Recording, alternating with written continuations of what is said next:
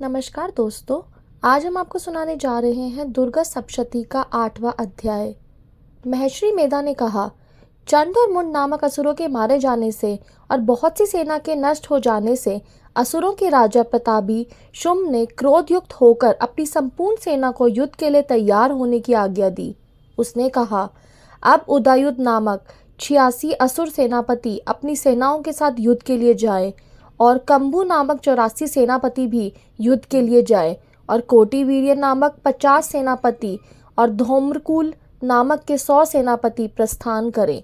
कालक, मौर्य और कालके यह दैत्य भी मेरी आज्ञा से सच कर युद्ध के लिए कूच करे। भयानक शासन करने वाला असुरों का स्वामी शुंभ इस प्रकार आज्ञा देकर बहुत बड़ी सेना के साथ युद्ध के लिए चला। उसकी सेना को अपनी ओर आता देखकर चंडिका ने अपनी धनुष की टंकोर से पृथ्वी और आकाश के बीच का भाग गुंजा दिया। हे राजन, इसके पश्चात देवी के सिंह ने दहाड़ना आरंभ कर दिया और अंबिका के घंटे के शब्दों ने उस ध्वनि को और भी बढ़ा दिया। धनुष की टंकोर, शेर की दहाड़ और घंटे के शब्द से पृथ्वी और आकाश के बीच का भाग गूंज उठा और इसके साथ ही देवी ने अपने मुख को और भी भयानक बना लिया। ऐसे भयंकर शब्द को सुनकर राक्षसी सेना ने देवी तथा सिंह को चारों ओर से घेर लिया। हे राजन, उस समय दैत्यों के नाश के लिए और देवताओं के हित के लिए ब्रह्मा, शिव, कार्तिकेय, विष्णु तथा इंद्र आदि देवों की शक्तियां जो अत्यंत पराक्रम और बल से संपन्न थी, उनके शरीर से निकलकर उसी रूप में चंडिका देवी के पास गई। जिस देवता का जैसा रूप था, जैसे आभूषण थे और जैसा वाहन था, वैसा ही रूप, आभूषण और वाहन लेकर उन देवताओं की शक्तियां दैत्यों से युद्ध करने के लिए आई। हंसयुक्त विमान में बैठकर और रुद्राक्ष की माला तथा कमंडलू धारण करके ब्रह्मा जी की शक्ति आई। वृषभ पर सवार होकर, हाथ में त्रिशूल लेकर, महानाग का कनकन पहनकर और चंद्र रेखा से भूषित होकर भगवान शंकर की शक्ति माहेश्वरी आई और मोर पर आरूढ़ होकर हाथ में शक्ति लिए दैत्यों से युद्ध करने के लिए कार्तिकेय जी की शक्ति उन्हीं का रूप धारण करके आई। भगवान विष्णु की शक्ति गरुड़ पर सवार होकर शंख, चक्र, श्रांग, गदा, धनुष तथा खड़ग हाथ में लिए हुए आई। श्री हरि की शक्ति वाराही वारा का शरीर धारण करके आई और नृसिंह के समान शरीर धारण करके उनकी शक्ति नारसिंगी भी आई। उसकी गर्दन के झटकों से आकाश के तारे टूट पड़ते थे और इस प्रकार देवराज इंद्र की शक्ति ऐन्द्री भी ऐरावत के ऊपर सवार होकर आई। पश्चात इन देव शक्तियों से घिरे हुए भगवान शंकर ने चंडिका से कहा, मेरी प्रसन्नता के लिए तुम शीघ्र ही इन असुरों को मारो। इसके पश्चात देवी के शरीर में से अत्यंत उग्र रूप वाली और सैकड़ों गिदड़ियों के समान आवाज करने वाली चंडिका शक्ति प्रकट हुई।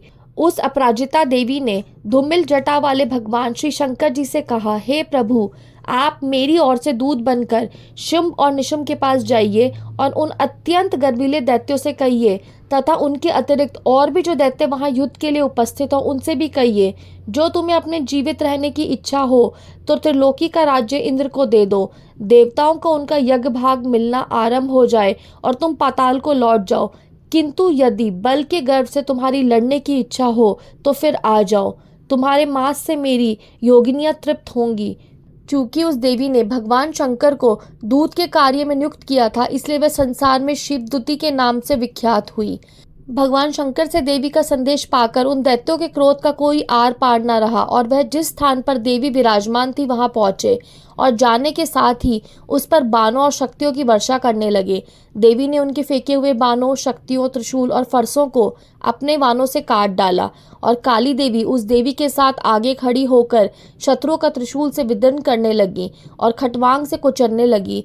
ब्राह्मणी जिस तरह दौड़ती थी उसी तरफ अपने कमंडलू का जल झिड़क कर दैत्यों के वीर्य व बल को नष्ट कर देती थी और इस प्रकार माहेश्वरी त्रिशूल से, वैष्णवी चक्र से और अत्यंत कोप वाली कुमारी शक्ति द्वारा असुरों को मार रही थी और ऐन्द्री के बाजू के प्रहार से सैकड़ों दैत्य रक्त की नदियां बहाए हुए पृथ्वी पर सो गए।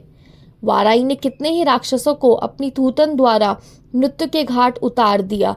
दाढ़ों के अग्रभाग से कितने ही राक्षसों की छाती को चीर डाला और चक्र की चोट से कितनों को ही विदीर्ण करके धरती पर डाल दिया। बड़े बड़े राक्षसों को नारसिंहिनी अपने नखों से विदीर्ण करके भक्षण कर रही थी और सिंहनाद से चारों दिशाओं को गुजाती हुई रणभूमि में विचर रही थी।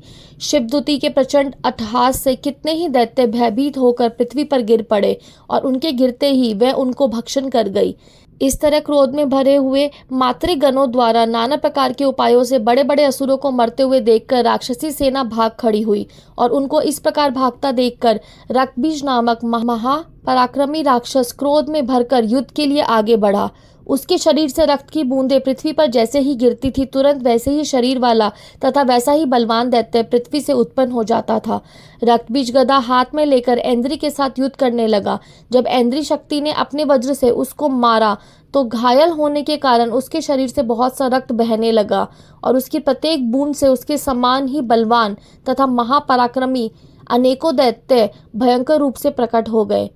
वह सबके सब दैत्य बीज के समान ही बलवान तेज वाले थे। वह भी भयंकर अस्त्र शस्त्र लेकर देवियों के साथ लड़ने लगे।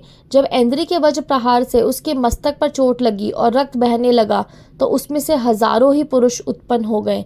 वैष्णवी के चक्र से और ऐन्द्री ने गदा से रक्तबीज को चोट पहुंचाई और वैष्णवी के चक्र से घायल होने पर उसके शरीर से जो रक्त बहा उससे हजारों महाअसुर उत्पन्न हुए, जिनके द्वारा यह जगत व्याप्त हो गया। कुमारी ने शक्ति से, वाराई ने खड़ग से और माहेश्वरी ने त्रिशूल से उसको घायल किया। इस प्रकार क्रोध में भरकर उस महादैत्य ने सब मातृशक्तियों पर पृथक पृथक गदा से प्रहार किया और माताओं ने शक्ति तथा शूल इत्यादि से उसको बार बार घायल किया। उससे सैकड़ों महादैत्य उत्पन्न हुए और इस प्रकार उस रक्तबीज के रुधिर से उत्पन्न हुए असुरों से संपूर्ण जगत व्याप्त हो गया, जिससे देवताओं को भय हुआ। देवताओं को भयभीत देखकर चंडिका ने काली से कहा, हे चामुंडे, अपने मुख को बड़ा करो और मेरे शस्त्रघात से उत्पन्न हुए रक्त बिंदुओं तथा रक्त बिंदुओं से उत्पन्न हुए महाअसुरों को तुम अपने इस मुख से भक्षण करती जाओ। इस प्रकार रक्त बिंदुओं से उत्पन्न हुए महादैत्यों को भक्षण करती हुई तुम रणभूमि में विचरो। इस प्रकार रक्त क्षीण होने से यह दैत्य नष्ट हो जाएगा। तुम्हारे भक्षण करने के कारण अन्य दैत्य नहीं होंगे। काली से इस प्रकार कहकर चंडिका देवी ने रक्त बीज पर अपने त्रिशूल से प्रहार किया और काली देवी ने अपने मुख से उसका रक्त ले लिया। तब उसने गदा से चंडिका पर प्रहार किया। प्रहार से चंडिका को तनिक भी कष्ट न हुआ, किंतु रक्त बीज के शरीर से बहुत सा रक्त बहने लगा। लेकिन उसके गिरने के साथ ही काली ने उसको अपने मुख में ले लिया। काली के मुख में उस रक्त से जो असुर उत्पन्न हुए उनको उसने भक्षण कर लिया और रक्त को पीती गई।